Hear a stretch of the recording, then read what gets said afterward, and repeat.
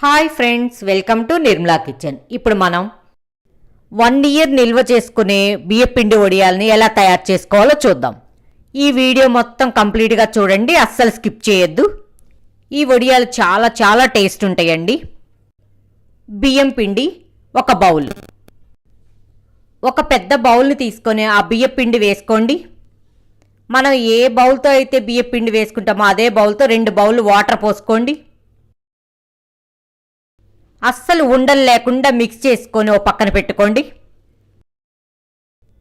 ఇప్పుడు మరలా ఒక పెద్ద గిన్నె తీసుకోండి.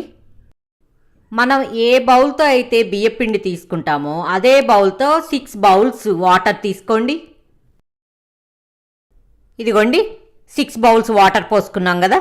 స్టవ్ వెలిగించి హై ఫ్లేమ్లో పెట్టేసి ఈ గిన్నెను పెట్టుకోండి. పచ్చిమిరపకాయలు, అల్లం అనేది మీరు తీసుకునే బియ్యపిండి క్వాంటిటీని బట్టి అడ్జస్ట్ చేసి వేసుకోండి. 10 పచ్చిమిరపకాయలు కట్ చేసి ఒక మిక్సీ జార్లో వేసుకోండి. 3 ఇంచెస్ అల్లం పైన తొక్క తీసుకొని చిన్న ముక్కలు కట్ చేసి వేసుకోండి. 2 స్పూన్స్ వాటర్ పోసి మెత్తగా గ్రైండ్ చేసి పక్కన పెట్టుకోండి. ఈ బియ్యపిండి వడియాలు చాలా టేస్ట్ ఉంటాయండి. ఇంగ్రీడియంట్స్ ఏవి స్కిప్ చేయొద్దు, వీడియో మొత్తం కంప్లీట్గా చూడండి. మీ టేస్ట్కి సరిపడా సాల్ట్ వేసుకోండి. 1 టేబుల్ స్పూన్ జీలకర్ర. ఈ జీలకర్ర వేయటం వల్ల ఫ్లేవర్ చాలా బాగుంటుందండి. పచ్చిమిరపకాయలు, అల్లం పేస్ట్ కూడా వేసుకుని ఒకసారి మిక్స్ చేసుకోండి. హై ఫ్లేమ్లో పెట్టుకొని వాటర్ అంతా ఈ విధంగా బాగా మరగాలి.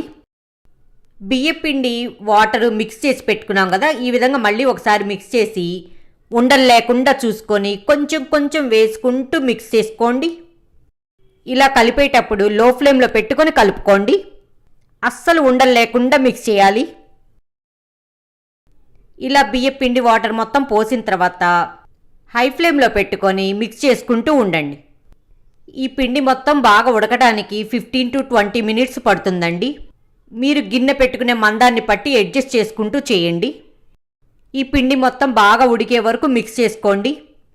ఇదిగోండి, ఇక్కడ నేను చూపిస్తున్నా చూడండి, ఈ విధంగా ఉడకాలి. మనకి ఉడికింది లేని తెలియాలంటే ఇలా దగ్గరికి వస్తుంది పిండి మొత్తం. ఉడికేటప్పుడు మంచి వాసన వస్తుందండి. ఇదిగోండి, వడియాల పిండి రెడీ అయింది.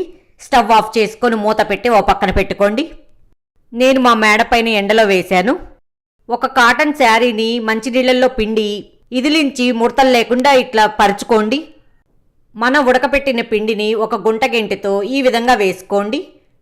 ఒకదానికొకటి టచ్ అవ్వకూడదండి, దూరం దూరంగా వేయండి. ఇక్కడ నేను చూపిస్తున్న చూడు, ఈ విధంగా చేయండి. ఇదిగోండి, ఈ విధంగా మొత్తం వేసుకున్నాను. ఇది ఒక రోజంతా బాగా ఎండాలి. ఈవినింగ్కి ఎలా ఉంటుందో మనం చూద్దాం. ఇదిగోండి, ఈవినింగ్కి బాగా ఎండిపోయినాయి. దీన్ని మొత్తం తీసేసి ఇంట్లో ఒక ఫ్యాన్ కింద ఆరపెట్టుకోండి. తర్వాత రోజు పొద్దున్నే చూద్దాం. ఇదిగోండి, తర్వాత రోజు పొద్దున్నే బాగా ఆరిపోయి ఉన్నాయి కదా. ఈ శారీని వెనక్కి తిప్పి కొంచెం వాటర్ చల్లండి. ఇక్కడ నేను చూపిస్తున్న విధంగా చేయండి. అలా నీళ్లు చల్లిన తర్వాత రైట్ సైడ్లోకి తిప్పేసి ఆ వడియాలని ఇలా లాగేసేటివన్నీ చాలా సింపుల్గా వచ్చేస్తాయి. ఇదే విధంగా అన్నీ తీసి ఒక ప్లేట్లో వేసుకోండి. ఇలా ప్లేట్లో వేసుకున్న తర్వాత ఒక షీట్ మీద ఈ వడియాలన్నీ వేసి విడలదీసి ఎండబెట్టుకోండి. ఒక రోజంతా బాగా ఎండాలండి. ఈ ప్రాసెస్ అంతా బాగా ఎండున్నప్పుడే చేసుకోండి. ఇదిగోండి, బాగా ఎండిని చాలా క్రిస్పీగా కూడా ఉంటాయండి. ఈ వడియాల్ని ఒక 8 బాక్స్లో వేసుకొని స్టోర్ చేసుకోవచ్చు. 1 ఇయర్ వరకు పాడవండి అస్సలు. వీటిని ఎలా వేయించుకోవాలో చూద్దాం. స్టవ్ వెలిగించి ప్యాన్ పెట్టుకొని డీప్ ఫ్రైకి సరిపడా ఆయిల్ పోసుకోండి. ఆయిల్ బాగా వేడైన తర్వాత మనం తయారు చేసి పెట్టుకున్న వడియాలను వేసుకోండి. ఇదిగోండి, ఈ విధంగా చేయండి. ఇలా వేయించుకొని ఒక 8 బాక్స్లో పెట్టుకోండి. 2 days 3 days అయినా కూడా మెత్తపడవు. చూశారు కదా, చాలా క్రిస్పీగా వచ్చినాయి. చాలా టేస్టీగా కూడా ఉంటాయండి ఈ వడియాలు. పిల్లలు స్కూల్ నుండి కాలేజీ నుండి వచ్చిన తర్వాత ఈవినింగ్ స్నాక్స్ లాగా తయారు చేసి ఇచ్చినా కూడా చాలా ఇష్టంగా తింటారండి. ఈ వడియాలు పప్పు, సాంబారు, రసంలోకి నంచుకొని తింటే చాలా టేస్ట్ ఉంటుందండి. ఇంగ్రీడియంట్స్ ఏవి స్కిప్ చేయొద్దు, యాజ్ ఇట్ ఈజ్ ఇలాగే వేసుకోండి. మీరు ఇదే విధంగా తయారు చేసి మీకు ఎలా కుదిరింది అనేది కామెంట్ రూపంలో తెలియచేయండి.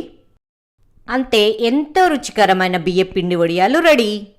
మీకు ఈ వీడియో గనక నచ్చినట్లయితే లైక్ చేయండి, షేర్ చేయండి, సబ్స్క్రైబ్ చేయండి.